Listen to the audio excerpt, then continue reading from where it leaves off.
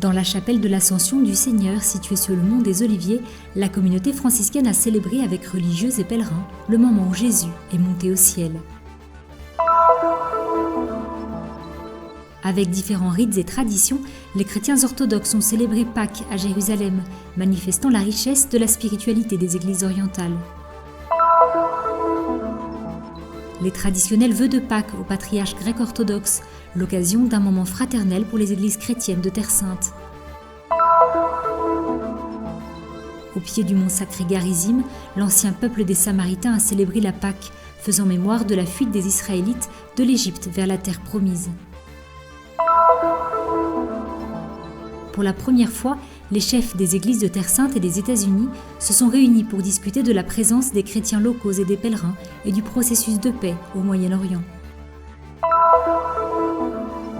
Le patriarche éthiopien orthodoxe Matthias Ier est arrivé à Jérusalem, une célébration et une joie pour la petite communauté de la ville sainte.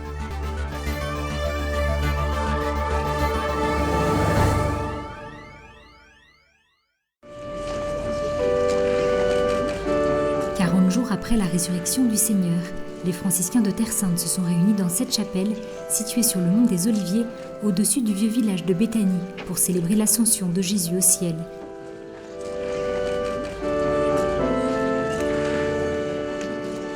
La chapelle qui conserve la mémoire de cet événement se trouve dans une propriété musulmane à côté d'une mosquée, et l'Ascension est le seul moment de l'année où il est possible d'y célébrer une liturgie catholique. Plusieurs tentes ont été montées près de l'édicule de l'Ascension, toutes remplies de fidèles locaux, de religieux et de pèlerins. I'm so happy to be here. Je suis très heureuse d'être ici. Pour moi, c'est une bénédiction de pouvoir faire l'expérience directe de l'Ascension du Seigneur.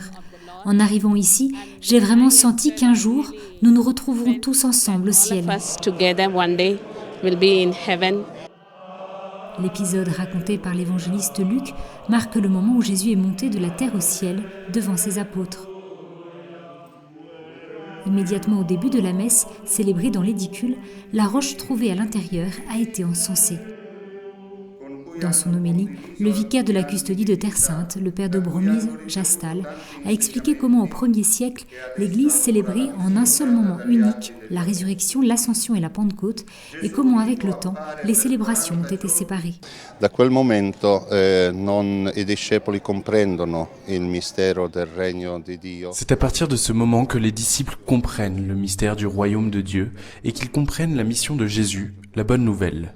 Le message que Jésus leur laisse pour répandre la foi, la bonne nouvelle, dans le monde entier. Et c'est seulement après l'ascension que Jésus agit à travers eux, tout en restant toujours vivant dans leur cœur, vivant dans leur mission. C'est à partir de ce moment-là qu'ils perçoivent la profondeur de son mystère. Nella loro missione, però comprendono già la profondità del suo mistero. La célébration a commencé la veille avec l'entrée solennelle du vicaire de la custodie et la récitation des vêpres par les franciscains.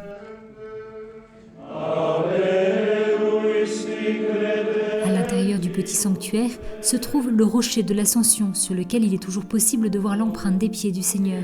Selon la tradition chrétienne en effet, c'est de ce lieu que Jésus serait monté au ciel. C'est ici en quelque sorte que Jésus nous a laissé son testament. Ce lieu porte le dernier témoignage de sa présence physique au milieu de nous. Jésus continue aujourd'hui à vivre parmi nous. Comme je le dis souvent aux pèlerins, lorsque nous arrivons à cet endroit, le fait que Jésus soit monté au ciel ne signifie pas qu'il nous a abandonnés. Il est encore plus présent au milieu de nous par sa présence encore plus intime. Una presenza ancora più intima per ciascuno di noi. Les dernières paroles du Christ sur la terre étaient une promesse qu'il enverrait le Saint-Esprit pour donner à ses disciples le pouvoir d'être ses témoins aux quatre coins du monde. De manière spéciale, alors que nous attendons la fête de la Pentecôte, venir ici nous rappelle aussi que le Seigneur nous envoie son Esprit pour être avec nous tous les jours jusqu'à la fin des temps. Les chrétiens peuvent faire le bien dans leur vie quotidienne, vivre l'Évangile, avoir la certitude de ne pas être seuls, que le Seigneur les accompagne, leur donne la force et les soutient. Si la fête de l'Ascension rappelle un événement, l'Ascension de Jésus au ciel, elle met également en lumière une partie du récit qui n'est pas encore accompli. Ce même Jésus qui est monté au ciel devant ses disciples il y a 2000 ans, un jour reviendra.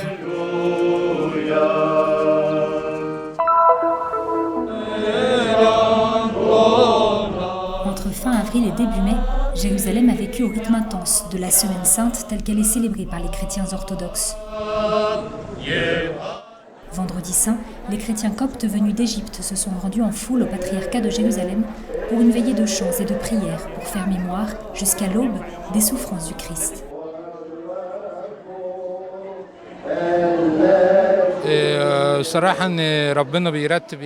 Dieu a permis à cette grande foule d'Égyptiens de se rendre à Jérusalem. Il était interdit aux Coptes de venir ici. Ce sont des gens bons et courageux et nous les avons réunis ici pour prier comme le Christ nous l'a enseigné. Un des moments les plus attendus de ce samedi était la célébration du feu sacré au Saint-Sépulcre. Selon la croyance orthodoxe, la flamme allumée provient du ciel et symbolise la vie nouvelle apportée par le Christ. Les fidèles étaient si nombreux que les rues de la vieille ville ont été fermées pour contenir la foule débordante à l'intérieur et à l'extérieur de la basilique.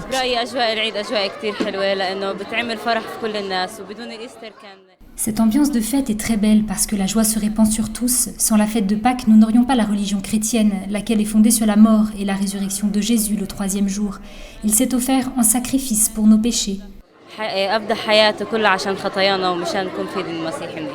Dans les rues latérales, l'attente pressante des fidèles, bougies à la main, à l'affût du passage du feu sacré. Je suis venue pour célébrer Pâques et prendre le feu sacré. C'est important pour moi de participer à ce moment de la fête de Pâques, ici en Terre Sainte. La tradition a été transmise de génération en génération. Et c'est à tort que l'on présumerait que les orthodoxes sont les seuls à y participer. Nous sommes de l'Église catholique, même si aujourd'hui c'est la fête de l'Église orthodoxe, nous avons coutume depuis des générations de la célébrer aussi avec eux, ainsi le faisaient nos grands-parents. Nous aimons prendre part à ces célébrations et nous souhaitons enseigner à nos enfants à faire ainsi, à être chrétiens unis les uns aux autres. À l'intérieur du Saint-Sépulcre, une foule immense a vécu ce moment en essayant de l'immortaliser avec appareils photo et téléphone portable. Une fois allumée, la première flamme a été ensuite transmise par le patriarche grec-orthodoxe depuis l'édicule. En quelques instants, la basilique de la Résurrection s'est illuminée de centaines de torches au son des cloches.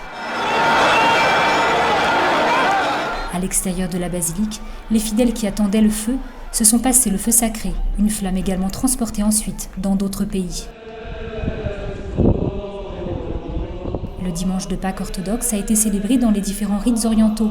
L'Église arménienne a réuni des centaines de fidèles dans la cour de la cathédrale, dans la vieille ville de Jérusalem, autour du patriarche Nouran Manoukian et des dizaines de prêtres et de séminaristes. Ils ont célébré la traditionnelle bénédiction des 4 coins du monde.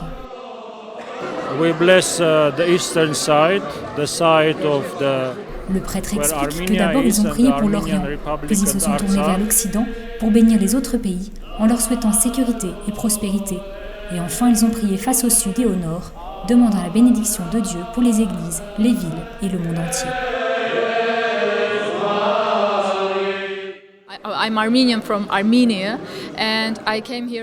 Je suis arménienne et je suis venue exprès d'Arménie pour ces cérémonies si importantes, pour cette période si importante pour tous les chrétiens. Les différentes dates de célébration de la Pâque des latins et des orthodoxes viennent à l'origine d'une différence de calendrier.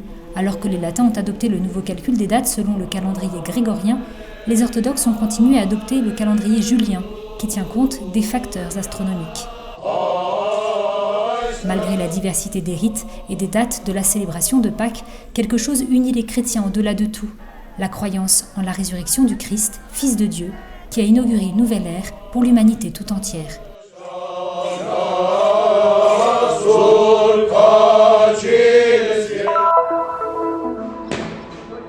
Franciscains et latins, coptes et syriaques, luthériens et anglicans, mais aussi éthiopiens, melkites et maronites, toute la richesse des différentes confessions chrétiennes présentes en Terre Sainte manifestée en pleine lumière pendant les traditionnels vœux de Pâques orientales. Le siège du patriarcat grec-orthodoxe dans la vieille ville de Jérusalem a accueilli mardi 3 mai les responsables et les représentants des nombreuses églises chrétiennes de Terre Sainte. Nous avons coutume, comme le dit le protocole, de nous échanger nos vœux à l'occasion de la fête de Pâques et de Noël. Nous échangeons nos bons vœux, nos prières et nos salutations. Lorsque nous avons célébré Pâques. Tous sont venus au patriarcat latin de Jérusalem. Aujourd'hui, c'est le tour de la Pâque orientale. Della Pasqua orientale secondo il calendario orientale. Était présent le vicaire de la custodie de Terre Sainte, le père Dobromir Jastal, le premier à prendre la parole. Nous sommes comme les apôtres, a-t-il souligné, les destinataires et les messagers d'une annonce commencée il y a 2000 ans. Désormais, la période de Pâques touche à sa fin, mais la joie et l'espérance de la résurrection continuent à être vécues tous les jours de l'année. Parler de joie et d'espérance semble être un pari. La violence est apparemment ici notre lot quotidien, dénonce le patriarche latin. Néanmoins, il continue, l'Église est proche de ceux qui souffrent et nos yeux peuvent reconnaître la présence de Dieu. The resurrection of our Lord Jesus Christ is not only the victory of light over darkness. La résurrection de Jésus-Christ n'est pas seulement la victoire de la lumière sur l'obscurité ou celle de la vie sur la mort, mais aussi la continuité du Christ ressuscité, sa présence dans notre vie, dans ce monde, dans notre histoire. Of the risen Christ, His presence in the midst of our life, in this world, in our history. Pour le patriarche grec-orthodoxe Théophile III, la présence même des différentes églises de Jérusalem réunies à l'occasion de cet échange de vœux constitue un exemple éloquent de la joie et de la lumière apportée par la résurrection. The way you understand unity is that we have joined our La façon de reconnaître l'unité est d'entendre la joie dans nos voix, les voix de nos communautés chrétiennes, et que, ensemble, nous proclamions la résurrection de notre Seigneur Jésus-Christ. Nous proclamons la puissance de l'espérance et de la résurrection. Nous annonçons la justice apportée par la résurrection du Christ. And we declare also the justice that resurrection of Christ represents. Une unité rendue tangible dans l'accord conclu par les Arméniens, les Grecs orthodoxes et les franciscains pour la restauration de l'édicule du Saint-Sépulcre. Les travaux, qui commenceront incessamment sous peu, constitueront une nouvelle occasion pour en témoigner auprès des pèlerins, des chrétiens locaux et de tous les visiteurs qui se rendront à Jérusalem.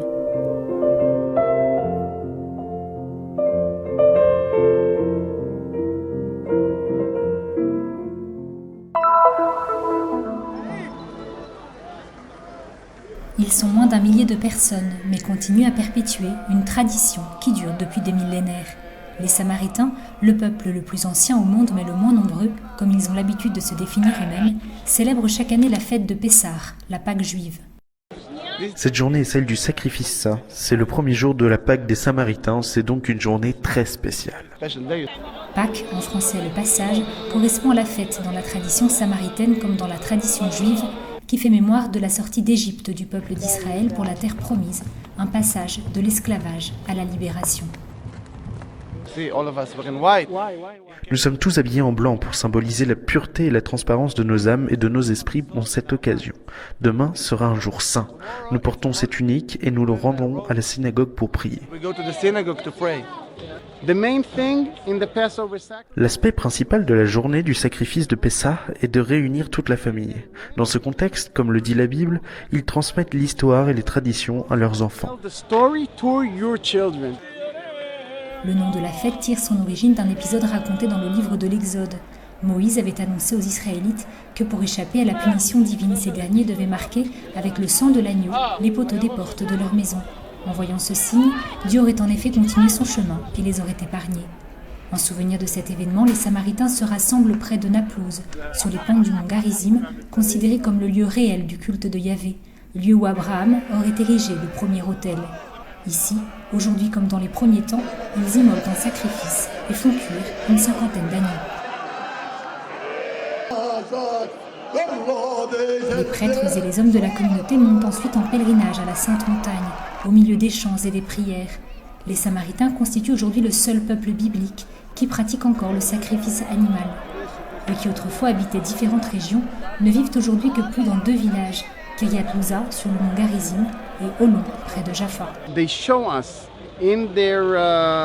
À travers leurs différents rites, par exemple celui du sacrifice ou autre, ils nous montrent la façon dont nous vivons il y a 2000 ans. Bien qu'il existe de nombreuses différences, il y a encore quelque chose de vraiment intéressant pour nous. but still it's something that is very interesting for us. Donc même les juifs ne font plus ça et c'est pour ça que ça a un intérêt pas seulement touristique mais vraiment un intérêt religieux, pouvoir découvrir exactement la mise en pratique de ce qui se faisait déjà bien avant le Christ et puis que le Christ a connu lui-même. Chaque année, touristes et fidèles de différentes régions viennent en grand nombre assister à cette cérémonie millénaire, celle d'un peuple présent sur ces terres depuis le 8e siècle avant Jésus-Christ.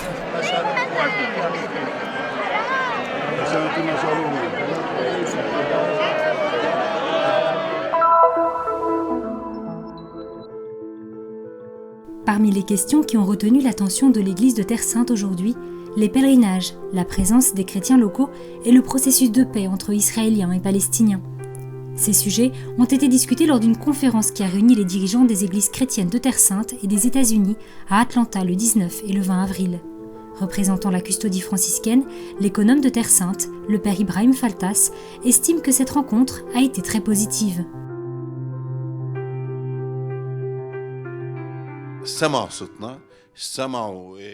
Ils ont entendu notre voix et les préoccupations des dirigeants de nos églises locales. Ils ont écouté nos craintes quant à la présence chrétienne en Terre Sainte, en particulier à Jérusalem. Tous ont compris nos sentiments, nos soucis et nos peurs. Nous leur avons demandé leur soutien et leur aide, notamment pour qu'ils encouragent les touristes et les pèlerins à revenir en Terre Sainte, puisque cela aiderait beaucoup les chrétiens locaux, étant donné que la plupart d'entre eux travaillent dans ce domaine. Parmi les participants, la maire de Bethléem, Vera Baboun, et l'ambassadeur de Palestine auprès du Saint-Siège, Issa Kassassieh. Pour lui, cette conférence était une occasion importante pour que soient entendues les voix des chrétiens de Terre Sainte, à l'autre bout du monde. Nous avons une position et une vision claire pour l'avenir de la Terre Sainte et du Moyen-Orient. Nous sommes préoccupés par l'impact des événements actuels sur notre situation et nous réaffirmons la nécessité de défendre le processus de paix entre les deux nations afin que les deux peuples puissent vivre en paix et dans un respect mutuel. Nous sommes également préoccupés par l'émigration chrétienne qui sévit en Terre Sainte. Il est inconcevable qu'à l'avenir, nous puissions continuer à parler de Bethléem, de la basilique de la Nativité, de la basilique du Saint-Sépulcre à Jérusalem, si nous ne prenons pas soin des pierres vivantes de cette terre, les chrétiens palestiniens. La deuxième étape du congrès a eu lieu à Washington. Les chefs des églises ont participé à des réunions à la Maison-Blanche, au Congrès américain et au ministère des Affaires étrangères, et envoyé une lettre au président Obama. Nous ne voulons pas que la Terre Sainte reste sans chrétiens. Nous ne voulons pas que les lieux saints deviennent des musées sans chrétiens locaux. Tel est le contenu du message que les chefs des églises ont remis au président Obama. Ils lui ont également demandé de réaffirmer l'importance du dialogue, des relations entre les deux côtés, israéliens et palestiniens, car sans dialogue, ont-ils souligné, la situation devient plus critique encore et de plus en plus difficile, alors que le dialogue peut contribuer à faire naître une compréhension réciproque entre les deux parties. En conclusion de la conférence, un document a été élaboré avec diverses propositions visant à soutenir la présence chrétienne en Terre Sainte, la coexistence pacifique entre les religions et afin de promouvoir la venue des pèlerins. Une autre rencontre sera organisée à l'avenir, comme en ont fait le souhait les participants, dans le but toujours de soutenir le christianisme sur la terre où il est né.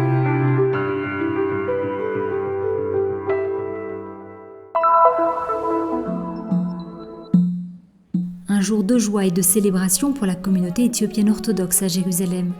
Une explosion de couleurs et de chants traditionnels éthiopiens ont accueilli à l'entrée de la vieille ville sa sainteté Abouna Mathias Ier, patriarche de l'église orthodoxe Tawahedo d'Éthiopie. Accueilli par les représentants des églises orthodoxes et catholiques de la ville sainte, le patriarche s'est ensuite dirigé vers la basilique du Saint-Sépulcre, retraçant les rues étroites qui témoignent du chemin de foi de ceux qui arrivent jusqu'ici. Les kawas, les batteurs de fès ottomans, qui avec leurs bâtons marquent en cadence le passage de la procession, ont permis à cette petite communauté en fête, venue des quatre coins du monde, d'accompagner son patriarche lors de son entrée solennelle dans la basilique de la Résurrection.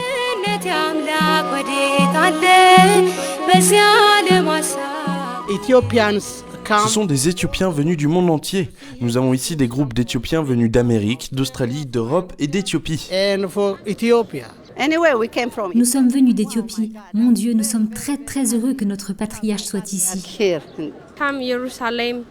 Je suis à Jérusalem depuis 9 jours et nous avons visité presque tout. Nous sommes très heureux parce que nous sommes dans un pays béni.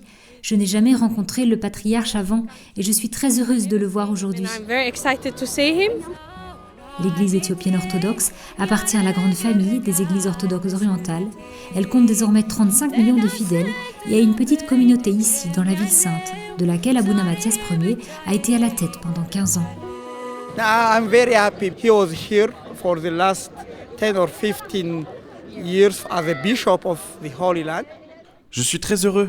Il a été ici pendant 10-15 ans comme évêque de Terre Sainte pour l'église éthiopienne orthodoxe. Et depuis, il a été nommé patriarche. C'est sa première visite ici. Nous sommes très heureux de le voir ici en Terre Sainte, en ces lieux qui sont sacrés. See him here in the Holy Land, especially in this place, you know, how these places are holy. Ayant adoré et prié dans le tombeau vide, le patriarche Matthias a ensuite présidé, dans une chapelle du monastère éthiopien, une liturgie en guèze, la langue officielle de l'église éthiopienne.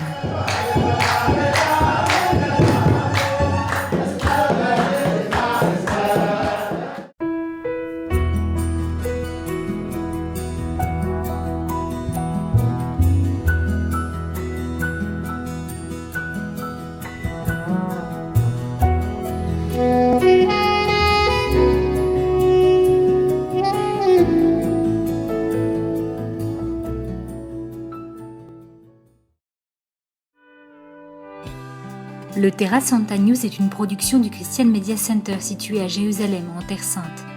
Pour plus d'informations à propos du Terra Santa News et du Christian Media Center, vous pouvez consulter notre site web en bas de cet écran. Vous serez également en mesure de souscrire à notre newsletter, d'apprécier des vidéos en direct de la Terre Sainte, ainsi que de visiter nos pages Facebook et YouTube et nous suivre sur Twitter. Venez visiter le site du Terra Santa News.